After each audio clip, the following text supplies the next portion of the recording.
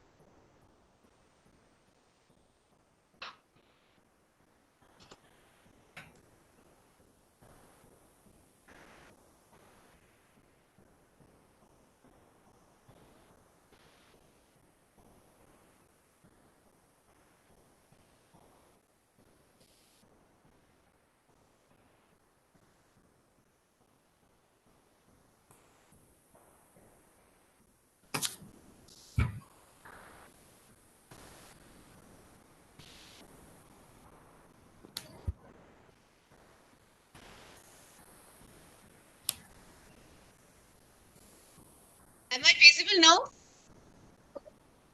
Yes, ma'am, you're visible now.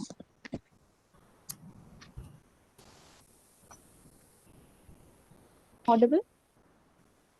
Am I audible? Yes, ma'am, you're audible. Okay. I think we can start with the session. I can't hear you. There's some audio problem, I guess. Hello, am I audible now? No, very faint actually. It could be a problem at your end because I mean, I for one can hear you clearly. We can hear her. We can hear Kavya. Oh, okay.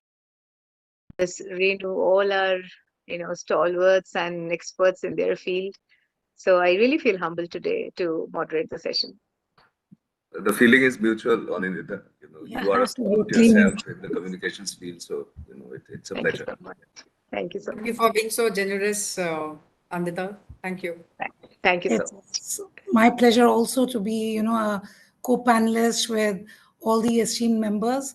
And yes, Anandita, looking forward to this wonderful topic and discussion.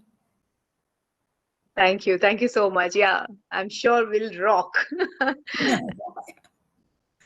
I don't know Yes, why ma'am. I feel little intimidated when the students are my audience and not the corporates. The corporates and other conferences, all audiences. It's pretty. Welcome, welcome to my world, Anindita. Yes, Doctor. In fact, Dr. Mahul has made a transition from the corporate world to the noble profession of teaching. Exactly.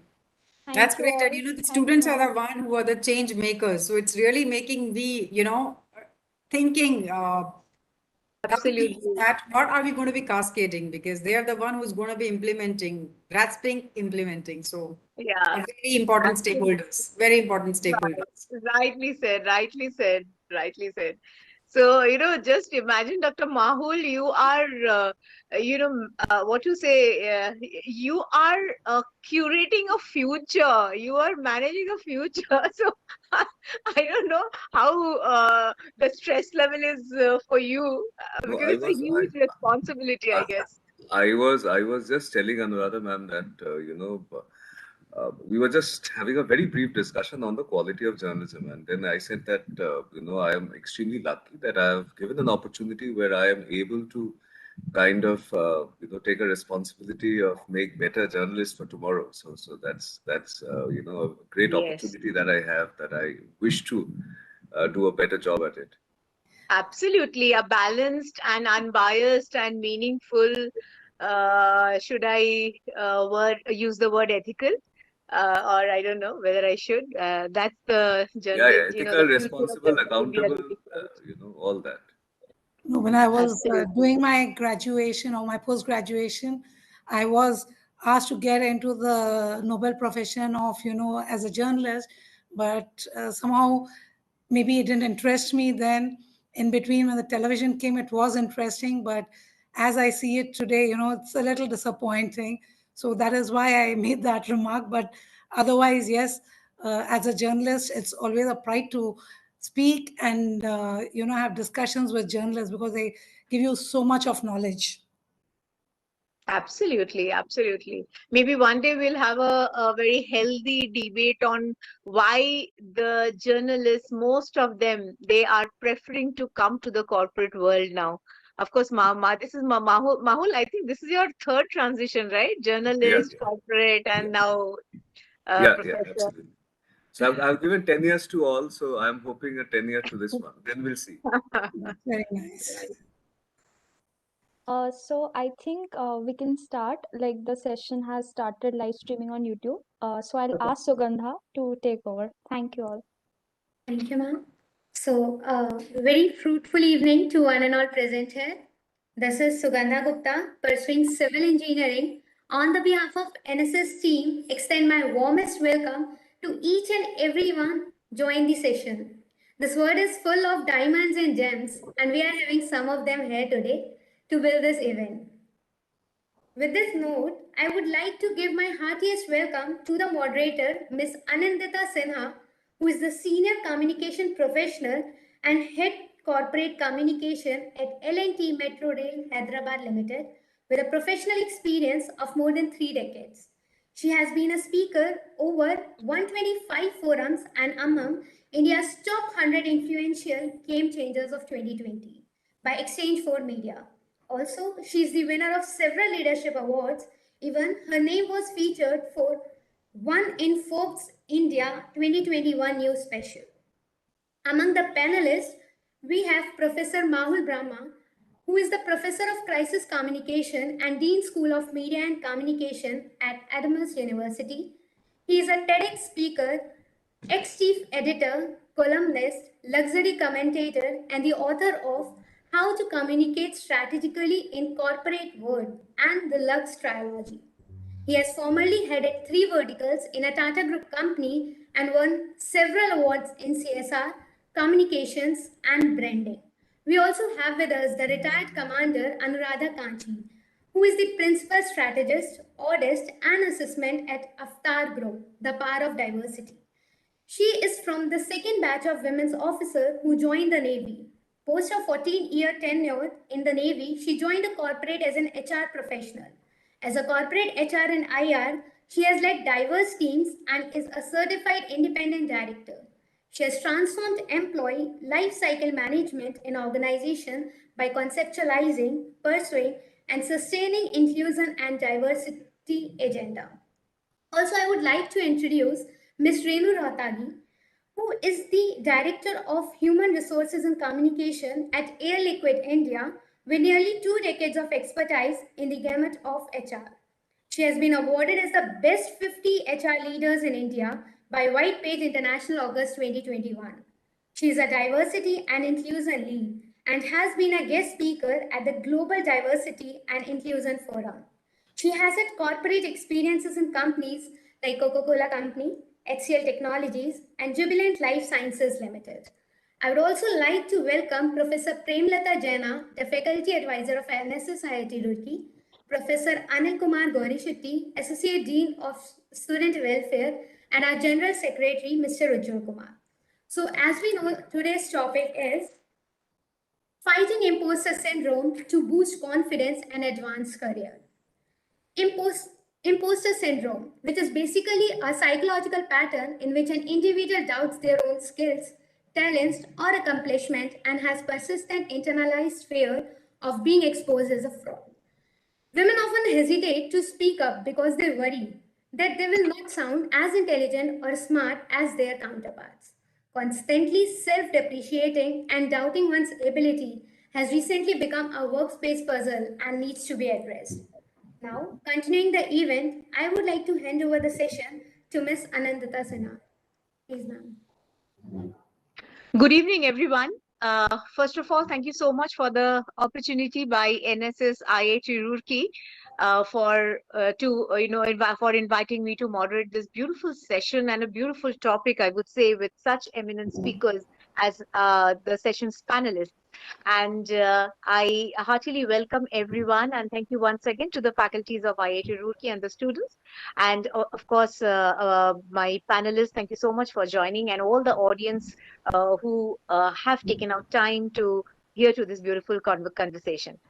Well, that topic indeed is very, very interesting to boost up our self-esteem. Now, when we say our, here, there's a little bias. We will talk about us women. There has to be a start in somewhere, right? So if we today say that India is lacking behind women empowerment and Indian women are still yet to come up to that level of confidence, reach the level of confidence to, stride ahead and along very confidently and, shedding out all inhibitions. I would say that it is not only India, but the syndrome or I would say this trait, maybe it is all over the world.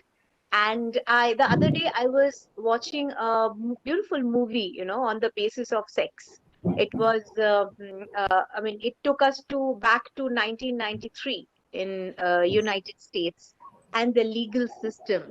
It was really a wonderful movie where Justice Ruth, I mean, this is based on a real life, I mean, it's a fact-based story, a biopic rather. So Justice Ruth Ginsburg, who had to fight for women's right, and of course, in due course, she became the second practicing advocate in the Supreme Court. So while the proceeding was going on for her fighting for rights, one of the judges in that movie, when he doubts her argument, constitutional handle, saying that the word woman doesn't appear once in the US Constitution, and then she says, nor does the word freedom. And the start happened, freedom happened, and women rights won. And of course, they subsequently women took a very strong position in the US Supreme Court. The world underwent great transition after the COVID-19 pandemic, highlighting one of them. We have been seeing an appealing trend in women leadership, encouraging. Organizations and businesses are starting valuing qualities like empathy, collaboration, flexibility. The shared value has increased, I would say, not only in India, all over the world, which account for more than their policies and set of rules made in the times of their establishments.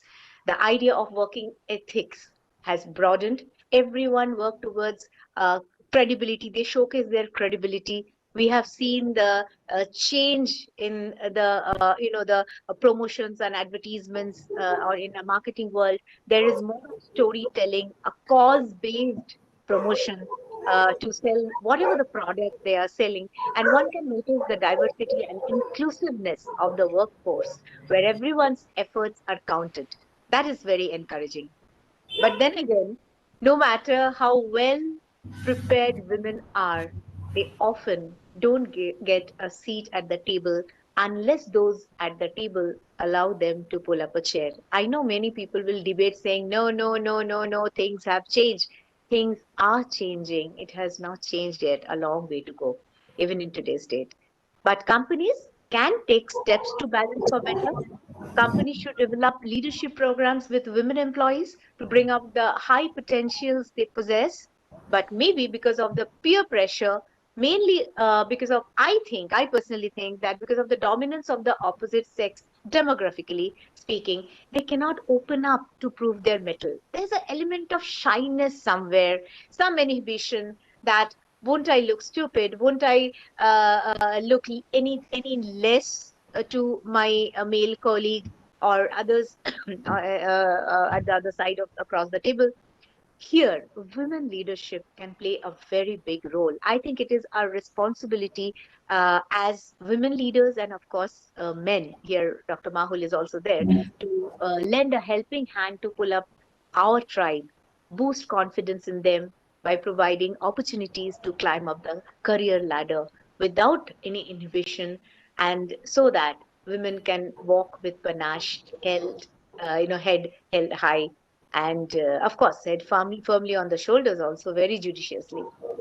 To me, empowerment means something, it is hidden inside, it's dormant, we just need to bring it out. And financial independence, awareness of one's rights, whether it's a fundamental right, what does it speak, safety rights, what it speaks about a woman, inclusiveness, believing in oneself can bring in that confidence in a woman, thus leading to empowerment. The power is within, and that is empowerment all about. We just need to bring it out. From space to mines, we have women miners now in India. Also, Supreme Court has given permission to for women to work in mines. Women have crossed several miles. Still, we struggle for pay parity, being on the company board in equal ratio, all a dream now, which very soon, with everyone's cooperation, I'm sure it will, translate into reality. For women, I think there are some basic USPs like empathy. These are our attributes by default, if I may say. Emotional quotient, in addition to our IQ. And if we can encash these attributes unbiased of caste, community, and gender, it is our responsibility as women also to respect other genders. Women can work wonders, I'm sure, and they do not need to break the glass ceiling. It will slide open ceremoniously for them with deserving respect by whom? Well, again, irrespective of caste, community, and gender. Today we have this beautiful topic: fight imposter syndrome to boost confidence and advance career growth. Let's see what our speakers say. We have with us today three eminent speakers with extensive professional experiences. Their careers with Indian Armed Force or corporates to teaching, they will share with us the insights on today's topic. Let's hear from them. And here we would like to start with Commander Anuradha Kanchi. Now, she is the principal strategist of the Power of Diversity in Avatar Group. So, strategizing uh, a movement, I would say, if we may call it, it's a really a very valiant task. And you were also in the Navy for a long, I think, 14 years in your career, and now to HR. So with your vast experience, what is imposter syndrome to you? Is it a diagnosis or a misdiagnosis? Thank you, Sugandha, as well as Anandita. A very lovely introduction to the topic.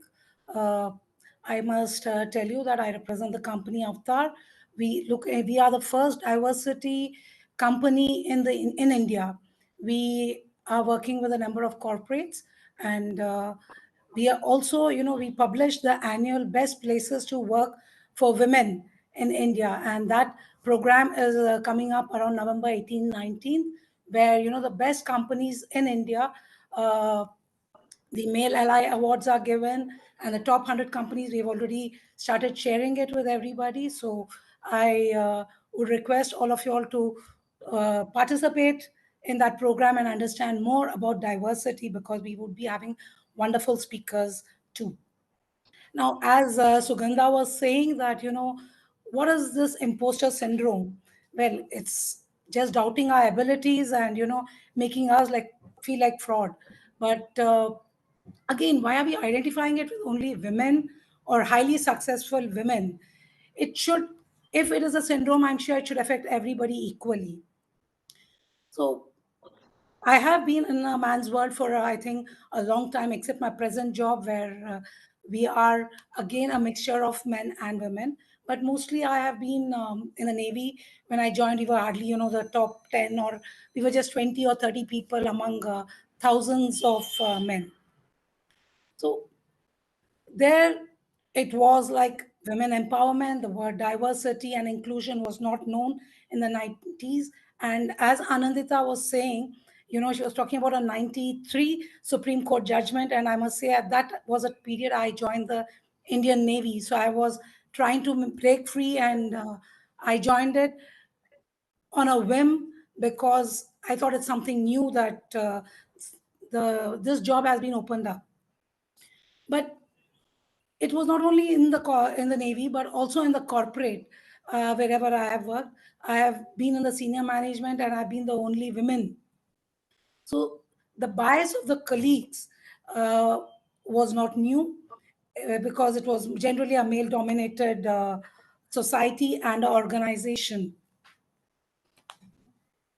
In fact, in many organizations, I've seen that people do not want women to be achievers. So maybe it is a way of bringing us down. So and trying to put a thought in our minds, saying that you are not suitable or you're not capable.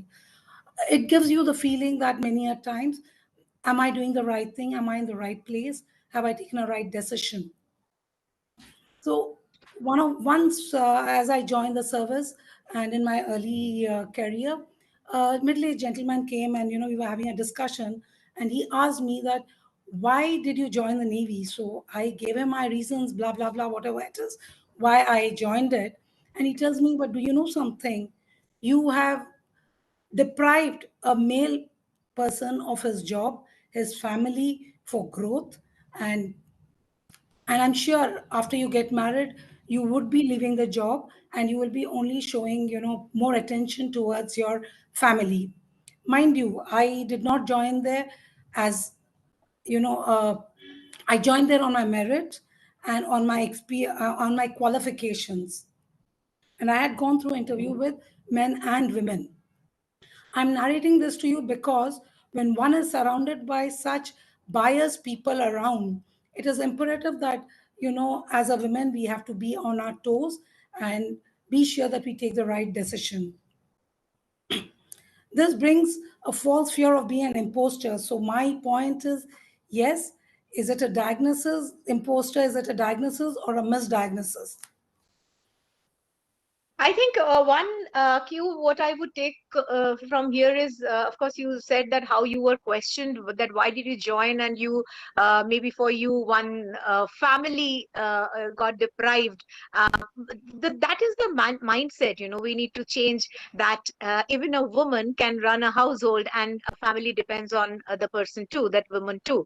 Dr. Mahul, I will come to you now. Hearing from what Anuradha just said, now breaking the glass ceiling, we often hear this, phrase, if I may call it so.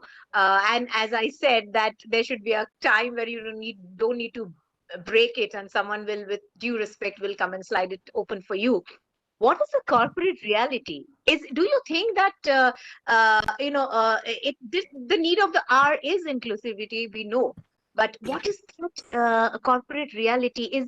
Does it really exist? And do you define the phrase with only men, or even women are responsible for that, where the reality is questioned? Thanks, Anindita. And first of all, I would like to say it's an honor to share the panel with three leaders. And I'm sure there are other academic leaders who are a part of this program and future leaders. And I'm talking only about women. So, it's such an honor.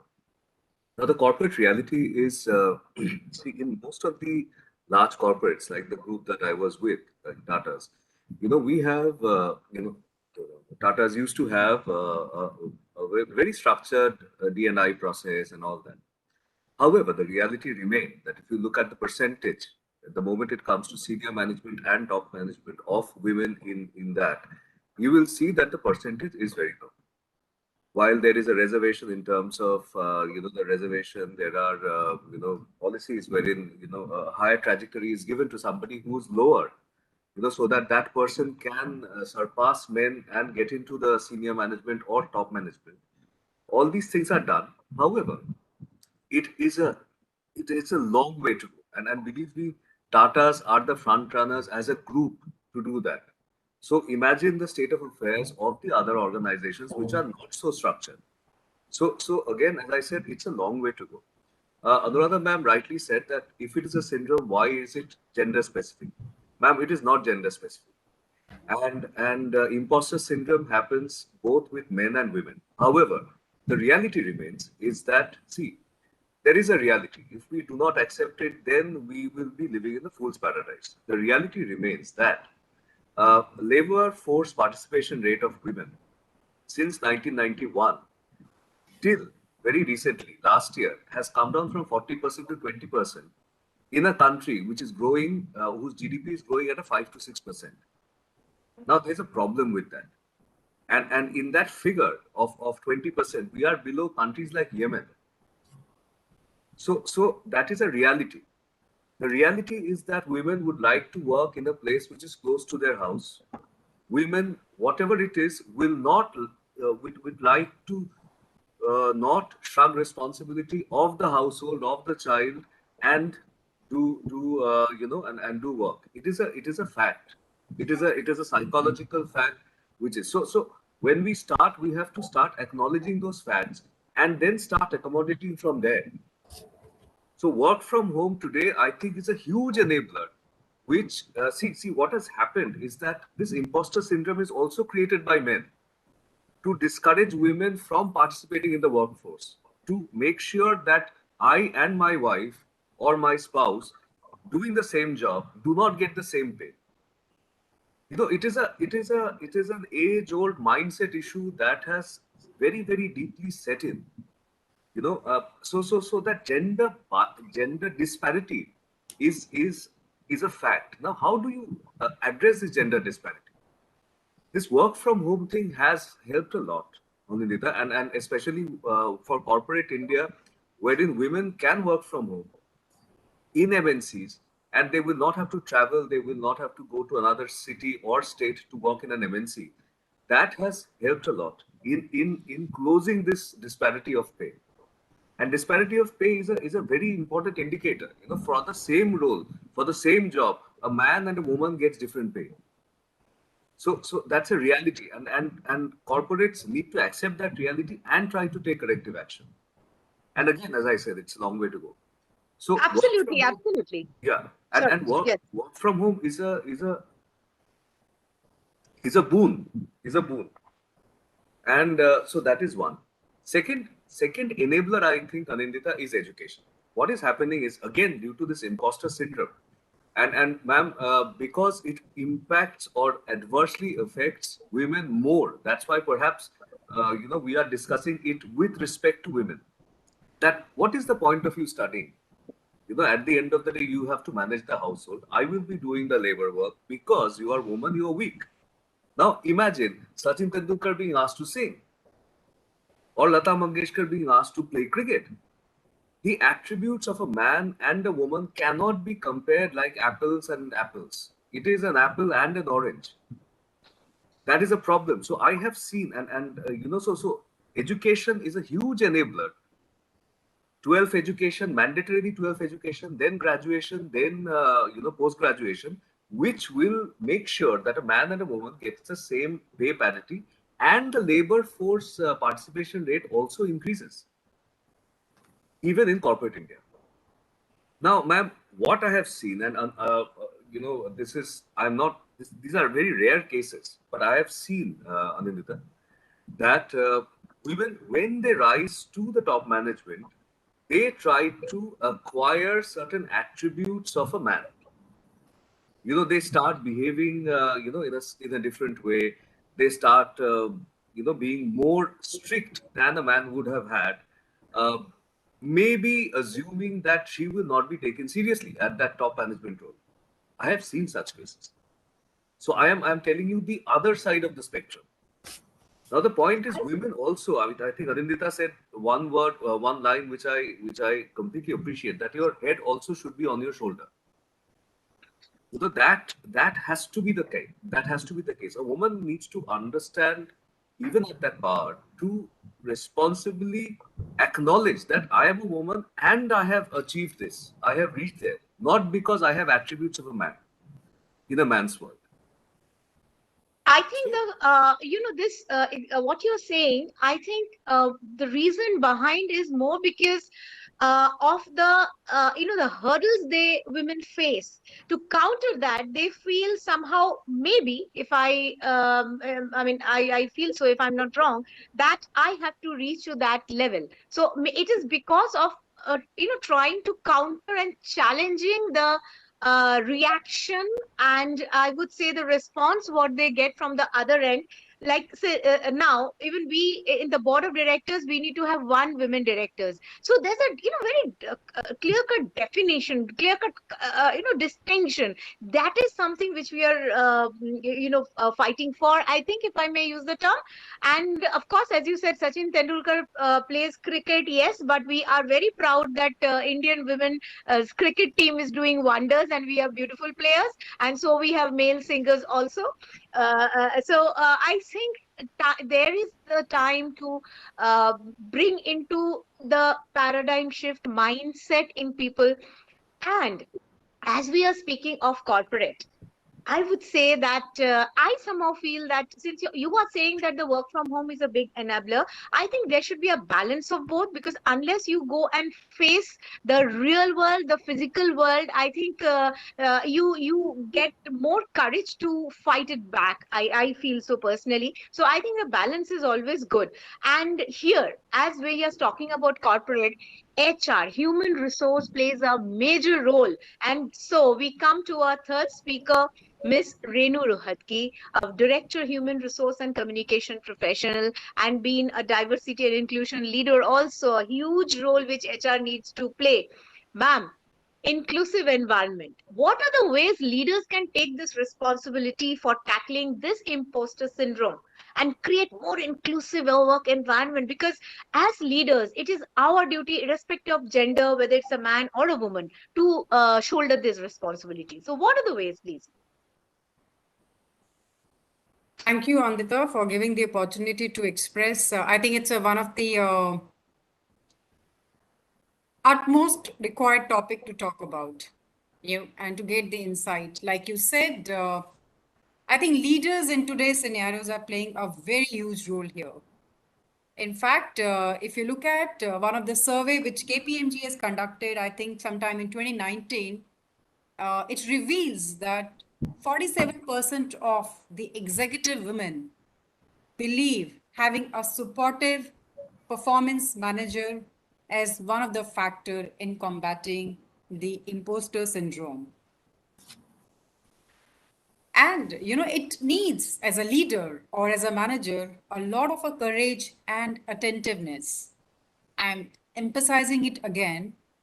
you know why a lot of courage and attentiveness? Because the manager needs to really think and act boldly with an eye of building a very supportive environment, which really creates a foster and sense of belongingness for our women employees in their team.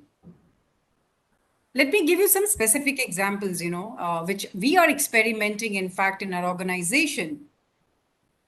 And these are very small, small things.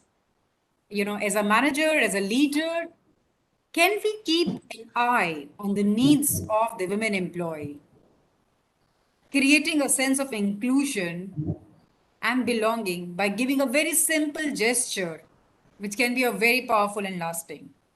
Be there as an advisor, as a mentor, as a trusted advisor when women are doubting their own abilities. For instance, let me share you an example. A woman employee coming from a finance background would like to explore their interest to take a operations role. But the head of an operation is not really trusting on the capability of a woman. Here, the women employee would like to take a sense of a support from somebody who could mentor, who could advise her. I think that's where we need some kind of managers as a coaches, to empower them, redirect their fears and doubts to turn them into the opportunities for growth, that they can do it and they can basically apply for it and go for it, encourage them. And I think this is all possible when an organization has a culture of listening out loud. Listen to employees, listen to the women employees, ensure their differing opinions, their viewpoints are heard, valued, respected, implement, support them when they're growing. And this all comes from a very small thing which called empathy, which we all nurture in ourselves.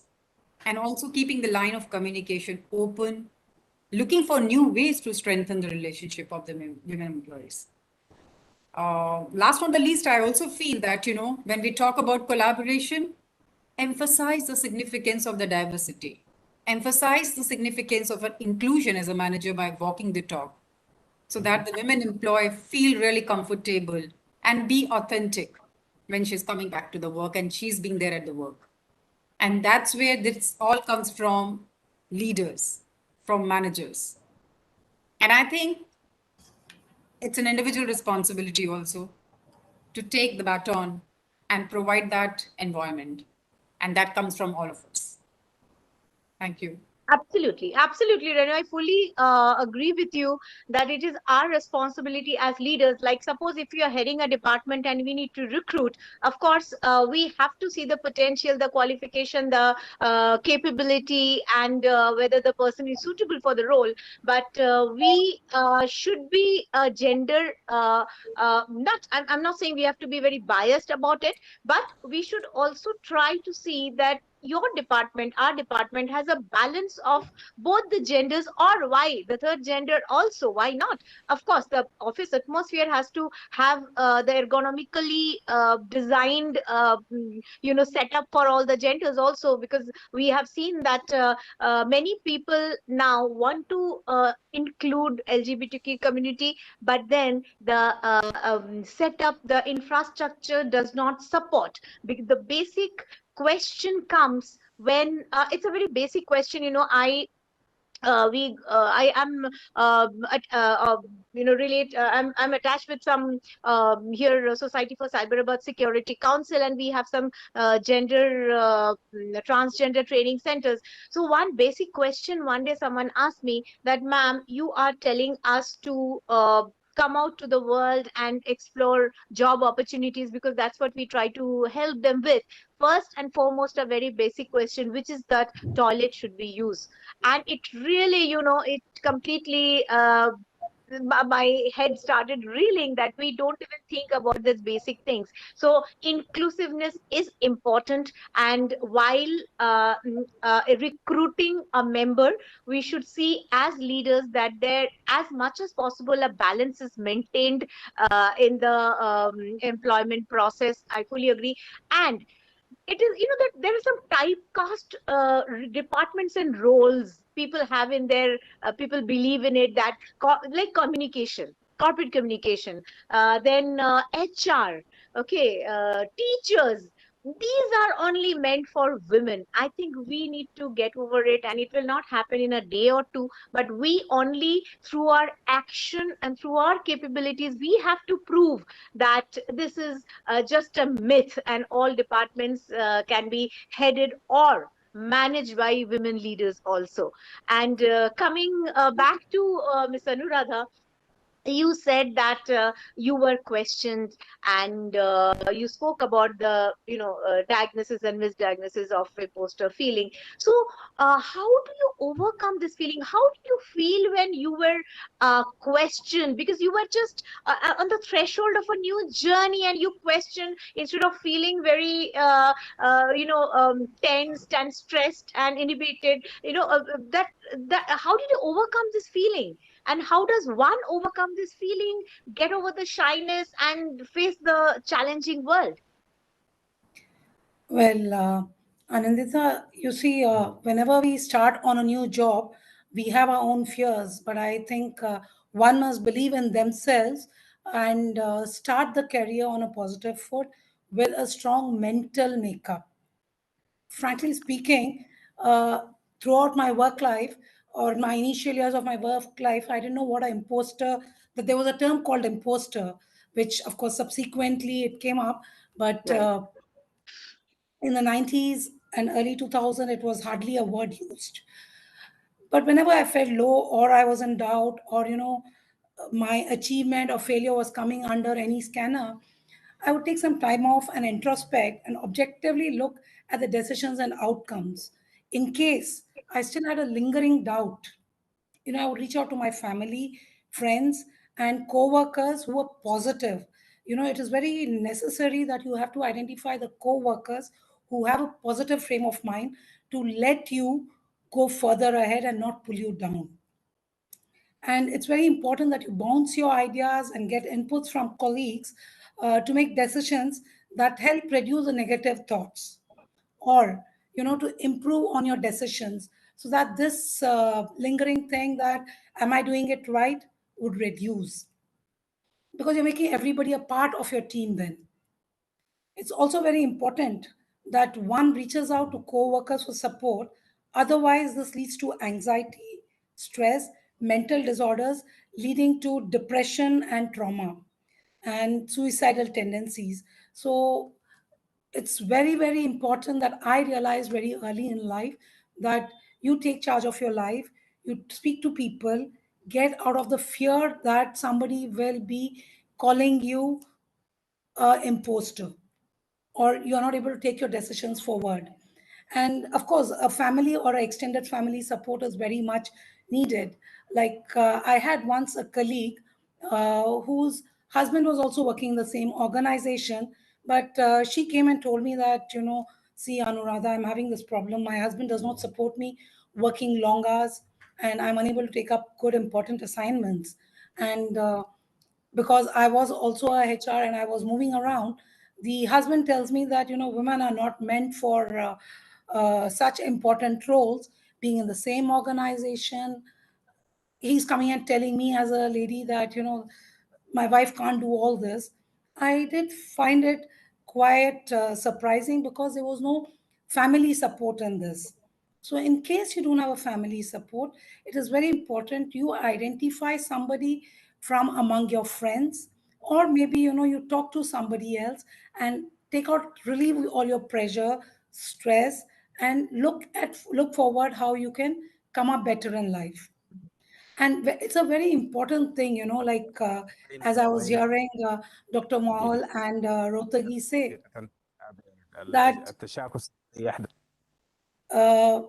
we are only looking, generally most people say we should look to fix women at their workplace from this imposter syndrome. But I think the need of the day, and which is being addressed at a very slow pace though, is trying to fix the workplace, where you bring in the diversity, the equity, and the inclusion, making people inclusive, including the LGBTQI that you were speaking about sometime, which my company Avatar also deals with in detail and helps their progression. It's very important that we look at fixing the issues, how we involve our workforce. Are we mentoring our women workforce to bring them into leadership roles, and also having regular sessions with the employees to make it a more inclusive culture, bringing in more awards, bringing in, some, like we have so many days in a year dedicated to different people. Like June is a Pride Month, then you have March 8th is a Women's Day, and Disability Day is also mentioned. So these all, how do you bring them in? So the inclusivity is a very important factor, which would bring in a less of bias, and mainstreaming the women or the LGBTQI company or the physically disabled into the workforce.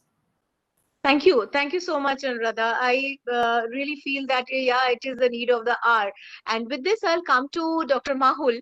Dr. Mahul, now here, from the perspective of a man, and you have been in like the three worlds, if I may say, into journalism and corporate, and now into the teaching profession. So, do you think that nowadays we are adopting a strategy like Miss Anuradha's company is doing a very strategical approach towards diversity and inclusion. So, how do you really quash the imposter syndrome? The counseling should be more for a woman or women or men or both together, and celebrating maybe one common day instead of two different days like a Women's Day and a Man's Women's Day. Day and Men's Day, Can yeah. this be a reality? No, it can surely be a reality, but I would like to go back to one point, that Ms. Renu spoke about is empathy. That how, for a leader, irrespective of the gender, empathy is very important, because the training of diversity and inclusion has to be given to the leader. That why in your team, so every leader, if the conversion of transformation, rather, that she was talking about, from a manager to a leader, that's one small step, a manager can take, so as to look at their own teams, and look at it from a DNI perspective. And then as your role increases, as you become, the MD of the company, then you look at the entire company from a DNI perspective. But again, that MD is also a leader, and that entire company's people are his team. The different verticals are his team. So there, he or she should, and she as well. By a leader, I mean she. It doesn't always necessitate that if the leader is a woman, that she will encourage D&I in her team. Please understand the reality is very different. It's not a necessary, outcome always. This is my uh, experience talking, and I may be, an exception in this. So we have to, gender agnostic, uh, leaders. They should be given this DNI training, and that DNI training, again, as you rightly said, that LGBTQ has to be included in that. So women is first step, but LGBTQ is second step.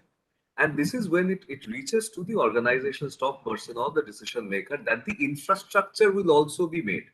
So the moment you see three washrooms there, or three neutral washrooms without any sign outside, that is the first indication of the entire office that yes, now it is time for us to accept that it is this is the need of the hour. DNI is a need. It's not just a 1 hour leadership program or 1 hour HR program in a Correct, correct. quarter and all that. It is just tick in the box. That is primarily that should be avoided.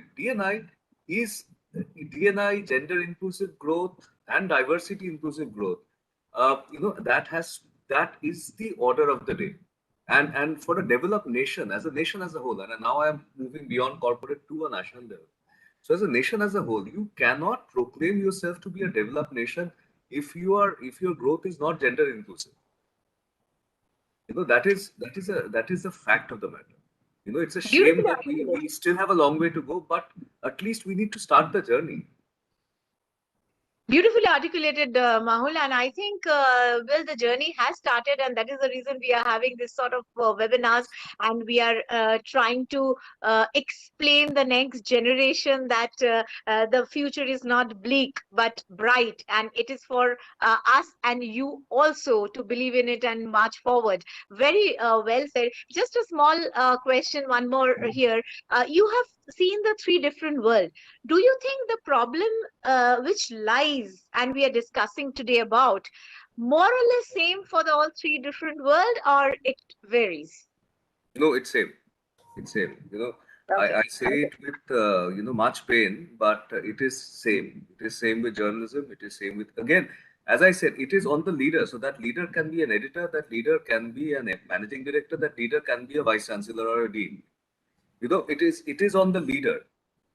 That leader has to promise that I will make sure in my domain I will have a gender neutral environment or a gender inclusive environment. And once that happens, that is the only way forward. There is no other way. And Very good. all the sectors are equally biased, equally skewered against a parity of men and women at work.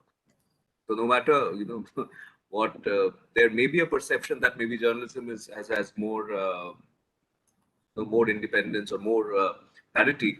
It's not true. Thank you. Thank you so much. Thank you so much, Mahul.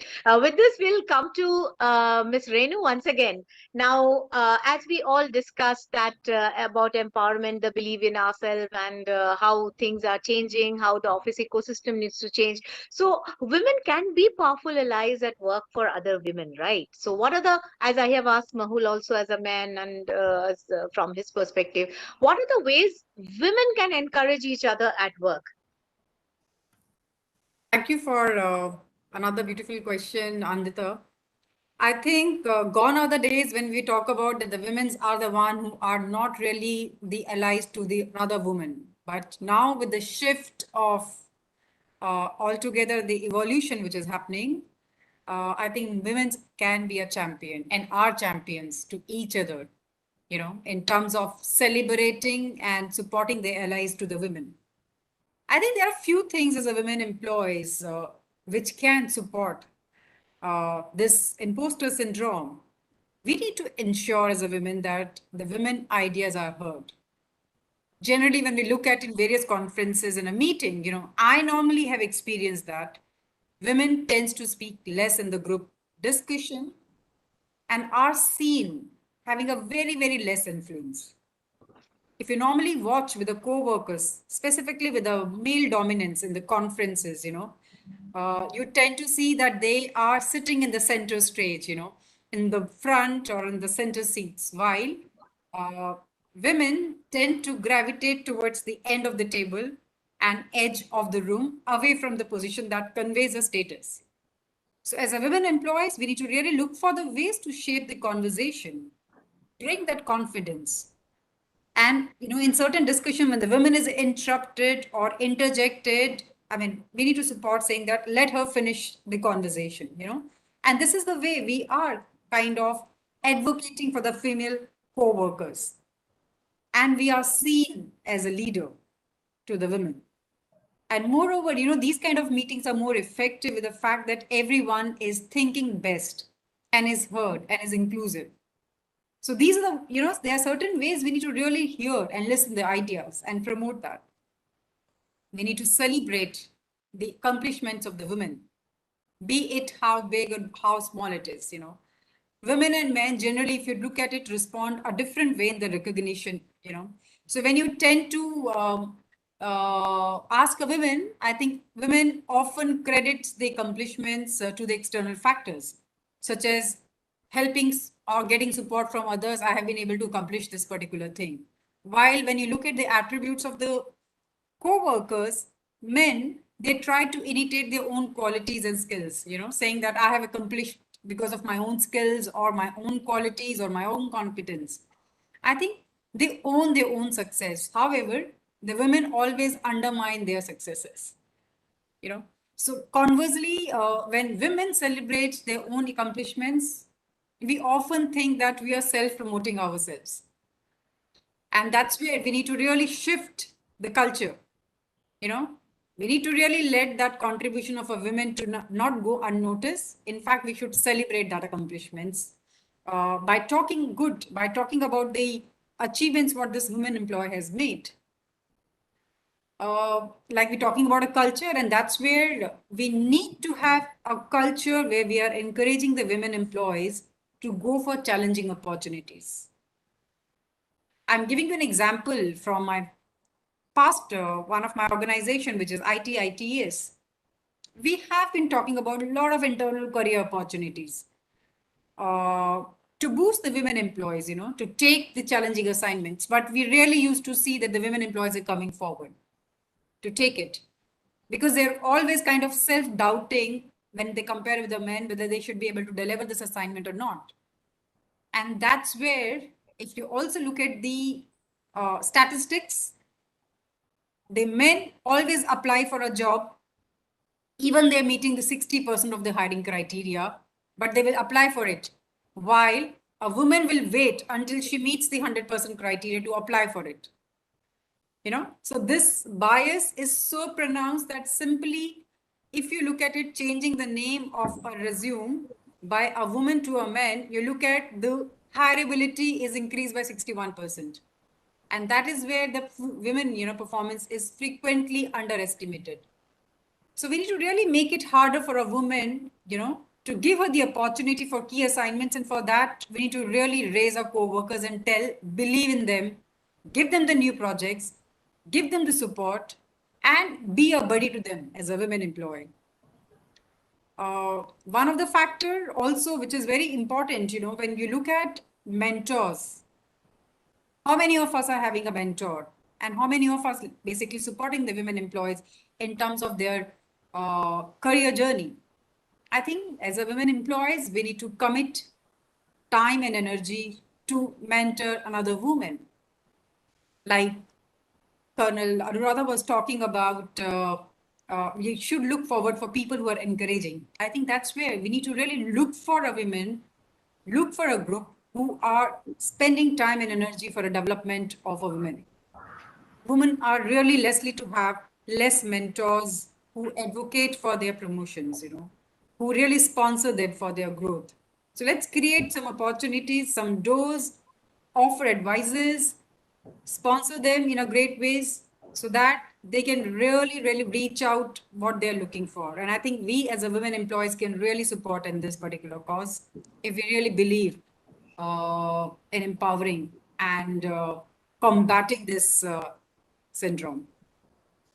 Brilliant, brilliant, Renu. Very wisely said. And I think that, as you said, that if we speak about our achievement, it means that we are very boastful about it. I really don't know why. Some days back, I'm very active on Facebook and LinkedIn about, the sessions I take or all the activities. So someone said that why I feel you are too boastful and you always put up on social media the posts and all what about you're doing. So I said, well, I love to and I would do. If you don't like it, you may just ignore it. And also, you can unfriend me. And maybe because I have something to put, that's why I do. So here I feel that, yes, there is maybe that is the way women are built, that, the natural trait in us, that we are little shy and we feel that celebrating Women's Day once in a year is a big achievement. But I think, and I also personally don't really believe in Women's Day. I think Women's Day is every day. Celebrate a woman, womanhood every day. Yes, one day you make some extra celebration like how you do for your birthday. That is all about Women's Day and women empowerment. Why not? Professionalism also says that what you are doing, it has to be showcased. Otherwise, being shy, and especially the students over here, being shy will not take you anywhere. If you feel the inhibition, you have just to try and put an effort to get over it. Even if you may sound little I would say not up to the mark, as if you feel so, still go ahead. Maybe you will be bullied, maybe you will be put down, or you will be discouraged, but after 3 to 4 instances, you will definitely shine. That is my belief. And I think there is no harm for us to be boastful. Coming with this, Anuradha. Anindita, I'll just add one point there, Sure, Anindita, sure. because see, two things. One is, what Renu talked about, women being constantly underplaying their achievement and men constantly overplaying their achievement. It is a little stereotypical, and I will not say it happens at a leadership level. It happens at a level where it is a junior to middle management, because at a leadership level, women rise because they are not understating, or they are shy of understating their achievements. I'm not talking about overstating, but I'm not, if you are have achieved a leadership level, definitely you have demonstrated that leadership to rise to that level, so that somebody has that trust in you to give you that. As far as putting it on Facebook and LinkedIn are concerned, believe me, it is gender neutral. So that is one area which is gender neutral, where people will tell you that, oh, you are giving it too much. I have also heard that. So that is a gender neutral accusation that you hear, But and yeah, I would just really combat here, Professor, sure. but when the women tend to do that, it becomes kind of a hype, it's a self-promotion, you're trying to do it. Versus if a man tries to do it, comes a very humble, very gratitude. So it's like, so I think this topic particular can, I think even if it's a hype, let's celebrate that hype. yeah, I mean, my I point think is, see, yeah. my point is that, see, digital marketing, or the digital, and this is addressed to all the students also. Please understand, your digital or social marketing profiles, are a profile. Today, you have, uh, three senior leaders and HR professionals as well. So they'll tell you that whenever they recruit, they not only recruit by your academic performance, they also check your social media profiles. So please understand that what you showcase in that social media profile also needs to be done judiciously with the strategy in mind. While a rainy day on Facebook is fine, on the LinkedIn profile, or even in your Facebook profile, there has to be, it has to come across that you are excelling in a certain area, which will help you rise in your career, and there is nothing wrong being ambitious.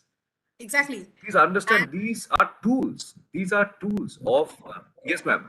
Renu, you're saying something. No. I think you perfectly saying right, Yeah. Professor. And that's where we said that how many women have the mentor Yes. Yes. to guide them, to support them, to evolve them.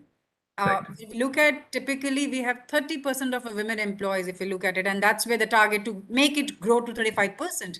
Out of that 35% population also, how many of them are really putting across their efforts in promoting their profiles, you know?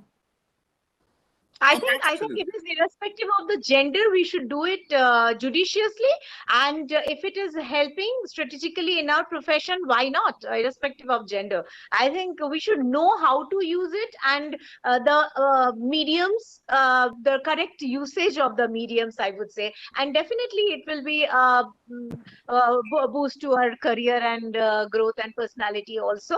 I'm sure.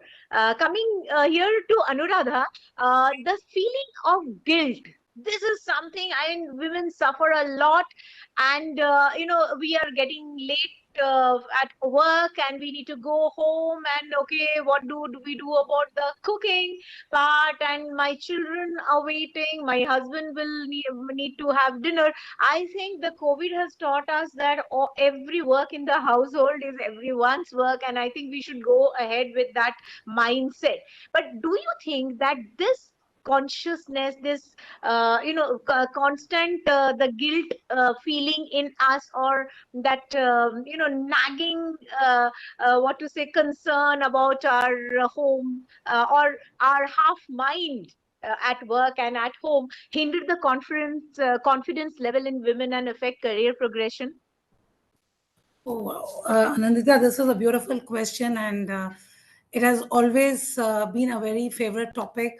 Because wherever I've been working, especially I was working in Bombay, and my staff, the women staff, used to come, and 5 o'clock, 4:55, they used to be ready to leave. So I said to them, "Why is so, uh, why in a hurry?" They said, "No, if I don't miss, I should not miss my 5:15 local. Otherwise, I'll get home." And that guilt was perpetually there in them, and it kept me thinking.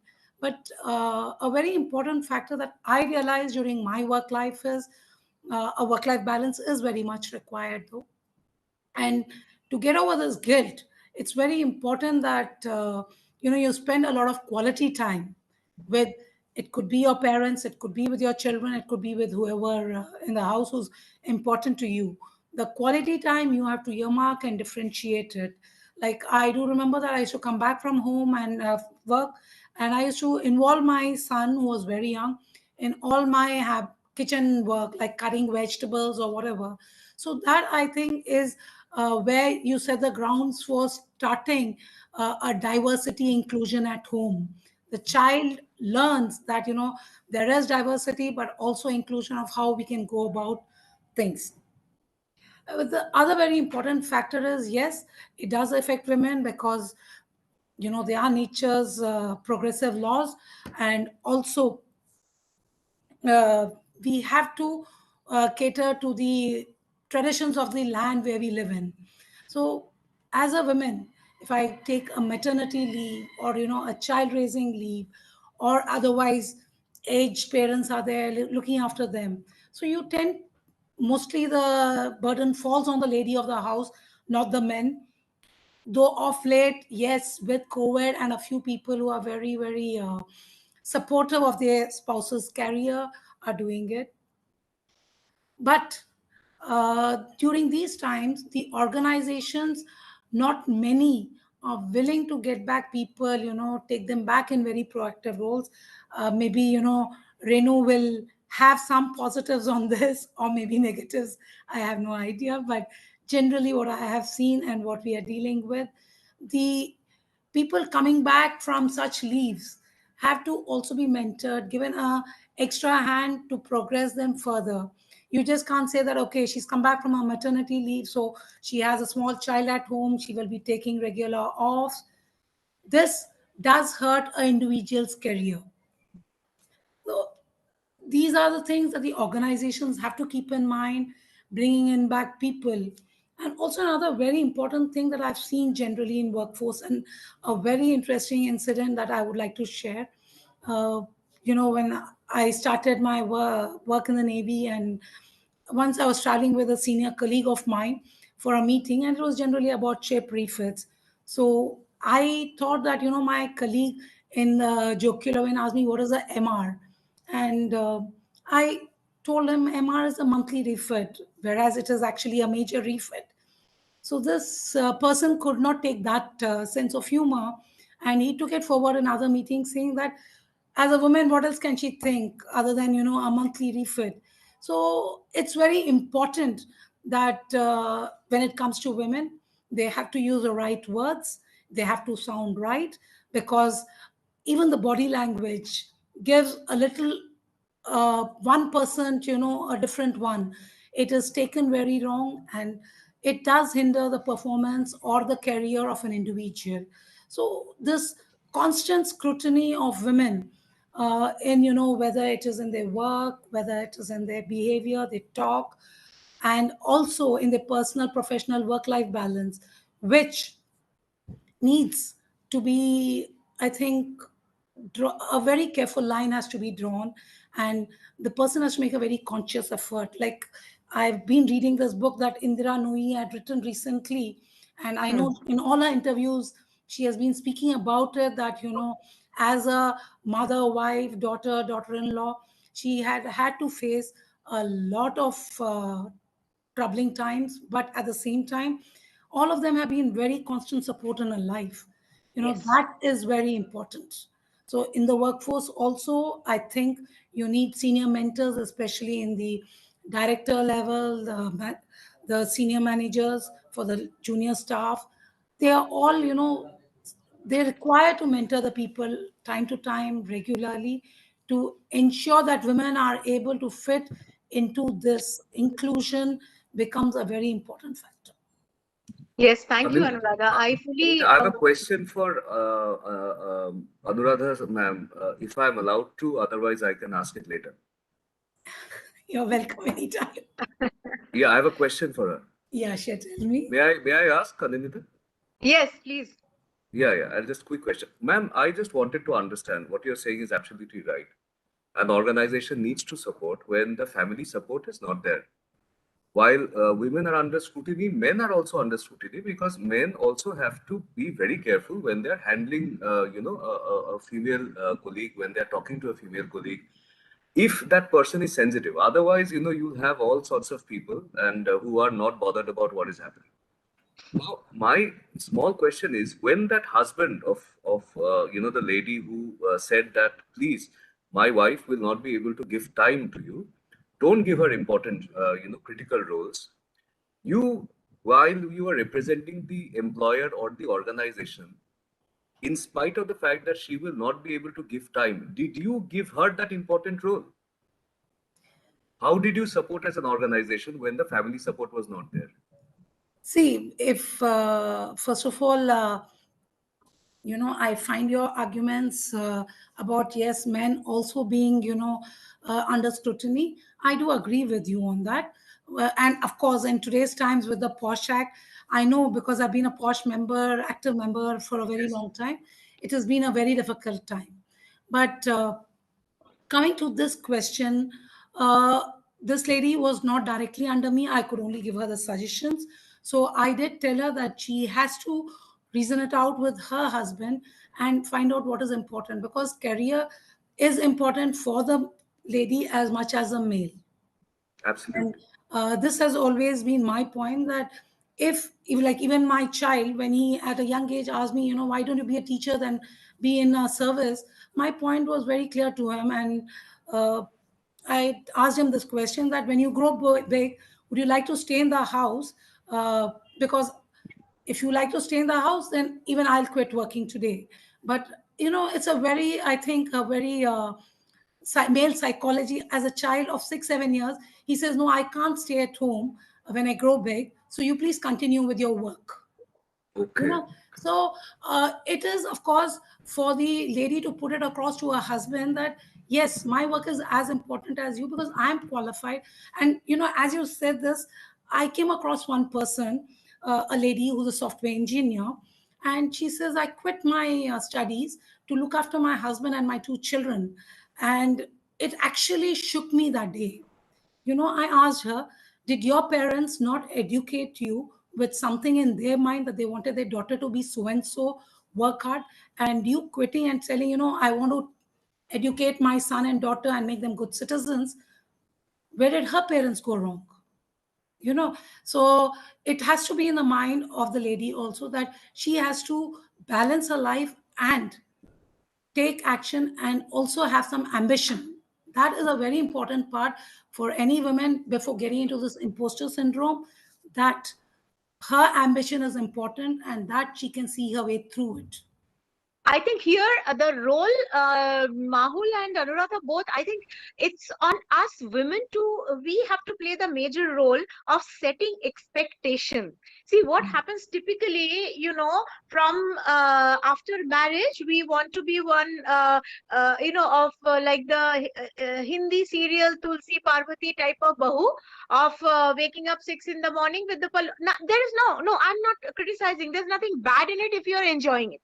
There is absolutely nothing bad in it.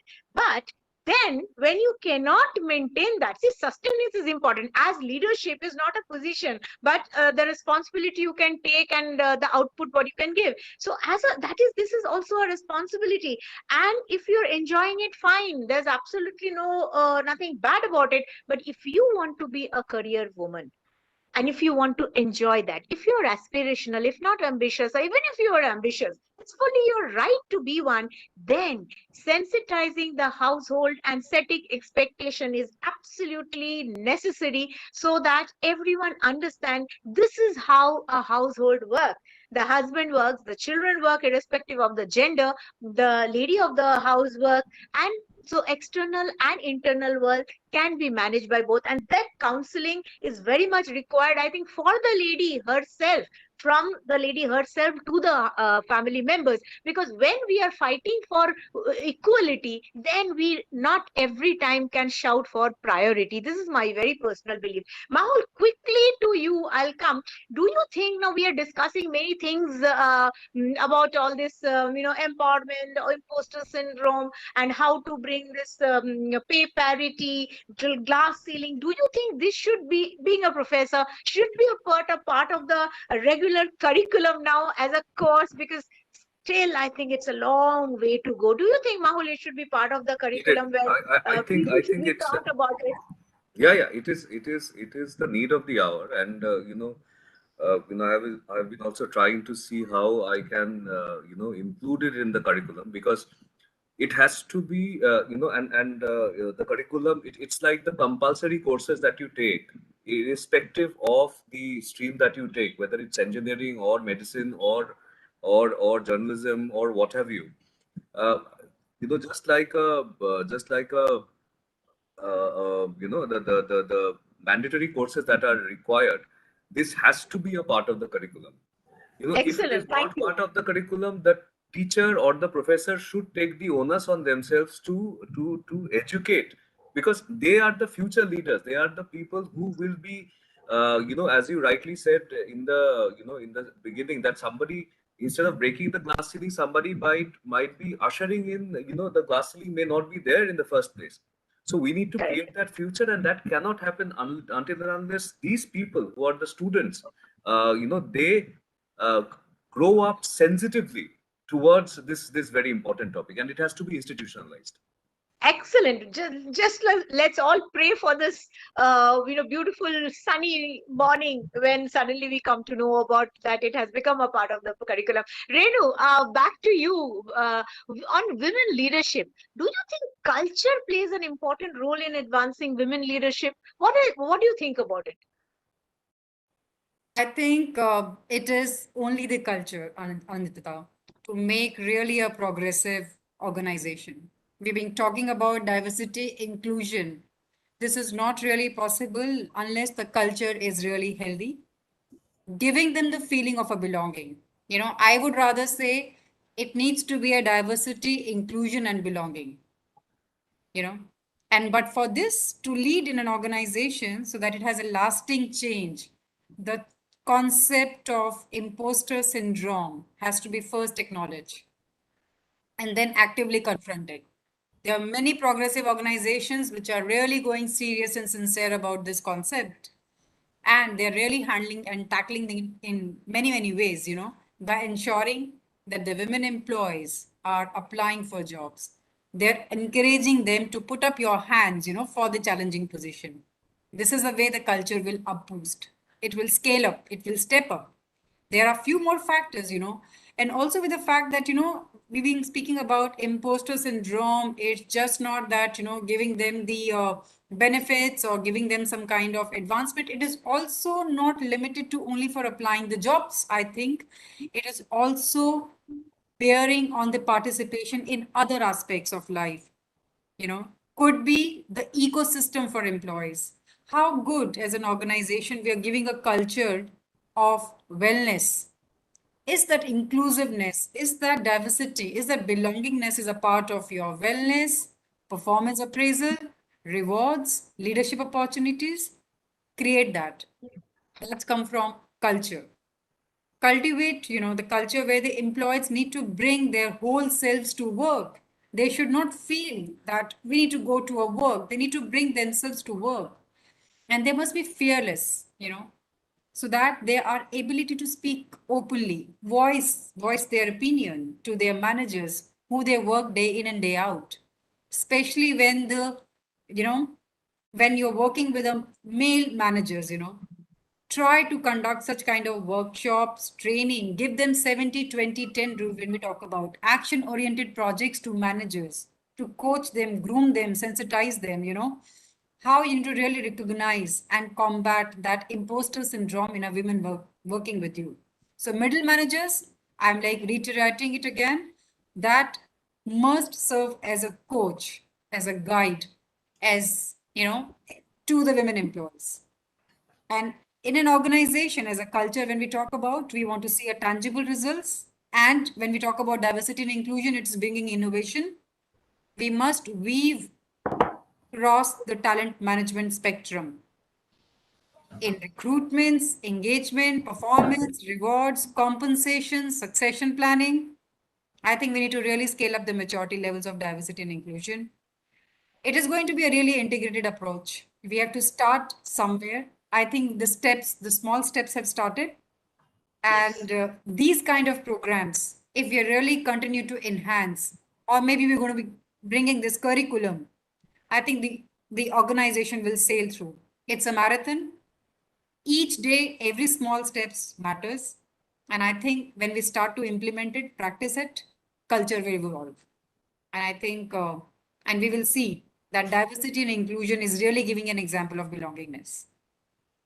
Thank you. Brilliant, Renu. Thank you so much. Yes, I fully agree with you. See, when maybe the movement will end or the movement really is in a very robust way, it's happening and on a positive bend, we can see the movement to be. I think then the culture happens. In fact, Mahul works for Tata. We still talk in today's date of Tata culture. So an organization, a business, I would say, turns into an organization when the culture is set in. And also a brilliant idea, I think, for every leader, especially HR heads and other HOD, head of departments, there should be in their annual appraisal. The pie chart should be very balanced and robust in terms of gender diversity, and not only be on the pie chart, but in execution level also. And That's a great that idea, really actually. need to really boost to this women empowerment, and of course the leadership role which we have already discussed. Mahul, you were saying something?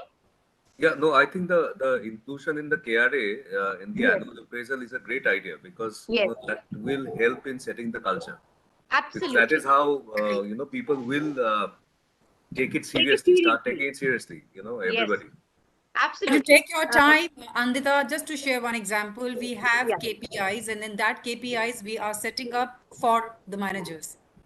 Oh, That That's a okay. great KPI step. is mandatory Great, for the great. managers for So how? development, for support, for enabling the growth, and making sure how many of them they have converted as manager, how many of them Right. have converted as a successors. Correct. That is in place.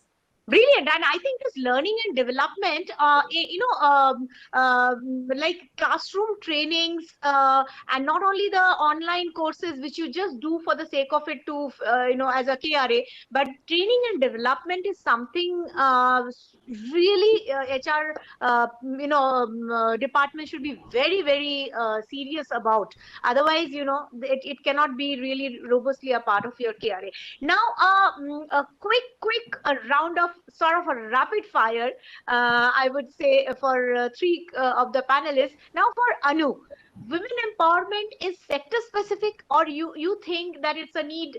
It needs a total paradigm shift, because there are sectors who are still, I mean, well, I would say dominated by women. So, do you think this women empowerment, it's a movement or a sector specific? Some sectors, they are very much dominated by men, or you think a total paradigm shift is required?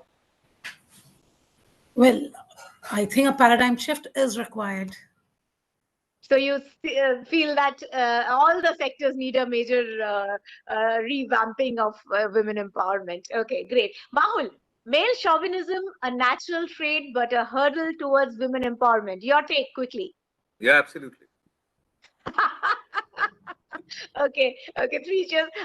Mahul is the only male panelist, and we are overpowering, I think, in terms of gender today.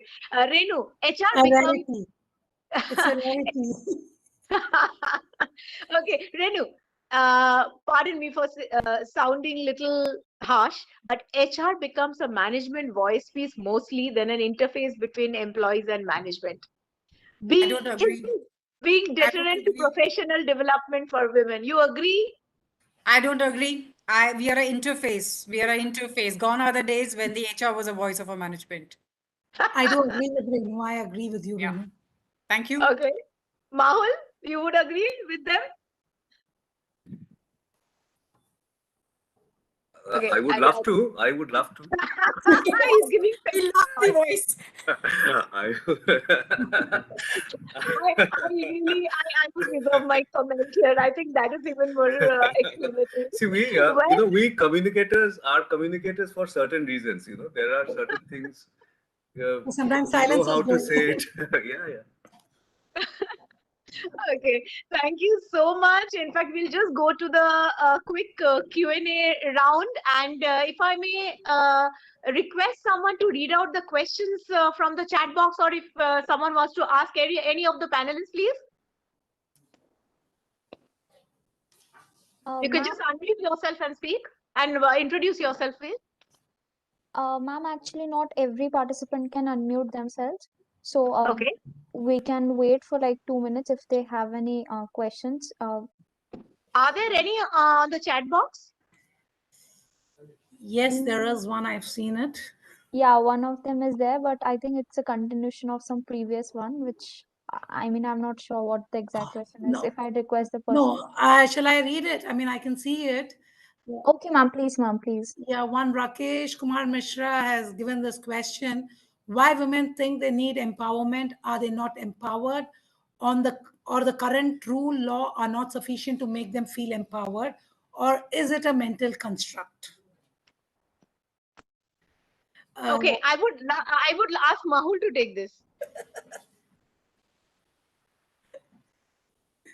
No, it's not a construct. Unfortunately, there are systems that have been happening and coming over the ages, which are skewered towards a gender bias. Now, there has been a step which has been taken not very recently, but for quite some time, and there is a corrective action being taken. So women, yes, they are empowered as men, as LGBTQ.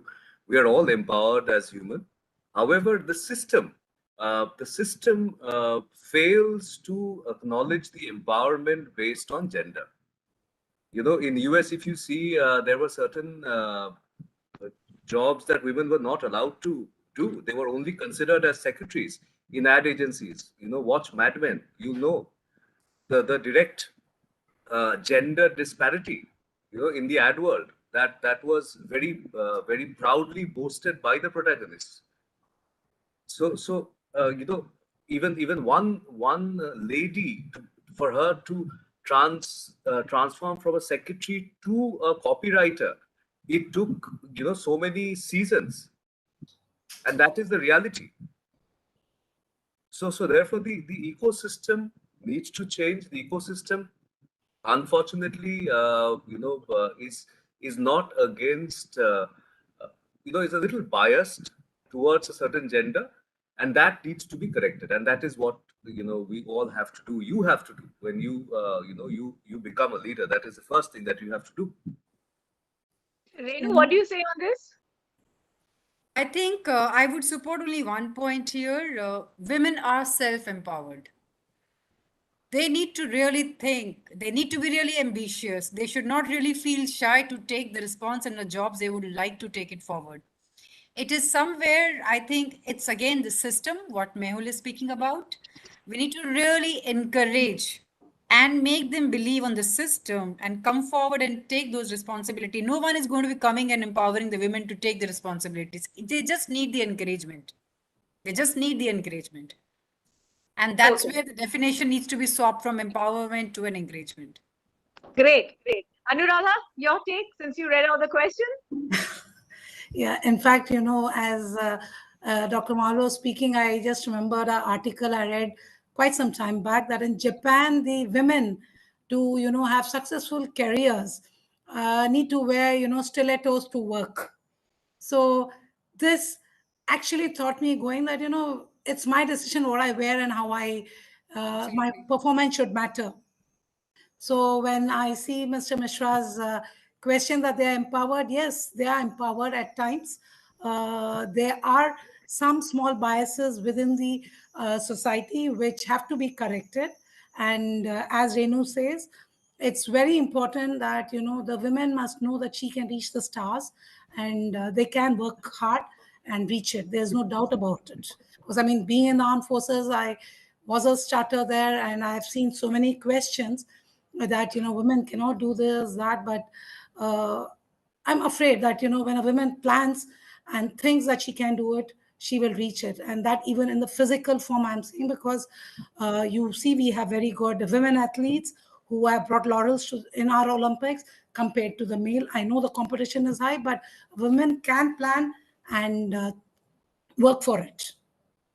Great. Thank you so much. So if there are no other questions, uh, IT representative, if there are no questions, we conclude. Yes, ma'am. I'll ask Sugandha to take over. Yeah. Okay, 1 second. So, thank you so much once again, NSC IIT Roorkee, for giving me and the panelists, all of us, this opportunity to address the audience. I hope it was meaningful. It is a movement, women's liberation, women's empowerment. As we say, it is a movement, and it will definitely develop into a culture. As Dr. Mahul very optimistically stated, that it may come one day, come into the curriculum. HR should take a very, very positive role, and it is for us leaders, irrespective of gender, leaders who are men or women, to see that we have very productive and empowered employees. And for women, please try to balance the work front and your home. Sensitize the people at home that you are also doing a very, very important job outside, and it is for your mental development as well. And gone are the times where when the marriage negotiation happens, the sasural says that working chalega but agar school teacher hai to. No, every profession is very, very important, and we, us ladies, women, it is our responsibility. Imposter syndrome, feeling low, feeling bad, feeling shy, get over it. You may be bullied to for in a few occasions, but if you have a strong voice, a powerful voice, a meaningful voice, voice of substance, no one can suppress or oppress. Be very confident about it. So one of our panelists spoke about self introspection, very, very important. You should first know yourself, so you can plan your future and your strategies, your your at the work front and at your individual front. And definitely you can get over this syndrome. Maybe one day this syndrome will not even exist. And as your tagline says, not for me but for the nation. For all the women leaders, for all the women out there, it is your responsibility to be empowered, not for you but for the nation. Thank you so much, each and everyone who's present today in this webinar. Over to you, IIT Roorkee. Thank you, ma'am. We thank all our guests for enlightening exchange of opinions and thoughts over this panel discussion. Now, I would like to invite Professor Premlata Jaina, our faculty advisor, to conclude and present the vote of thanks to our esteemed speakers. Ma'am, over to you. Thank you, Sugandha. Very welcome from my side. A very good evening to all the panelists. And I could see I was sitting from I think 6 o'clock. It has been started, and I was listening very carefully to all esteemed and all the dignitaries, panelists. I could say I would like to take the names at least. Ms. Anuradha, then Miss Renu, and Miss Anindita and Dr. Mahul. So it was really a brainstorming session, honestly. We teach and we do research, we like run after the projects. But honestly, today it was like a kind of eye-opening session for all of us. And yeah, so when our General Secretary NSS site Rookie, he told, and I could see our posters, our all the details of our panelists. I was so, I mean, enlightened. I was so happy. I mean, it was overwhelming situation. Like for me, I'll definitely attend the session. And honestly, it was a very, I mean, empowered and very helpful session for all students and all our faculty members. In fact, it is also streaming through our social media, YouTube, and in fact, it is also recorded, and in fact, it will be very helpful for all our students and faculty community as far as this IIT Roorkee is concerned. And I again thanks, I convey my sincere thanks to all the panelists, and I am feeling so happy because I cannot, I have no words for all of you. It was really very important discussion you did today, and I convened. I was just listening very careful because I'll tell you one point later on that why these voices are important for all of us today. This teaching, research, and programming, coding. Apart from that, this type of discussion, this type of, like, you know, the meetings we require very often. So in fact, I'll tell you one point here, share with all of you, all the esteemed guests, I mean, all panelists, that DST has launched one program. It is called as our Gati, that is a Gender Advancement for Transforming Institutions.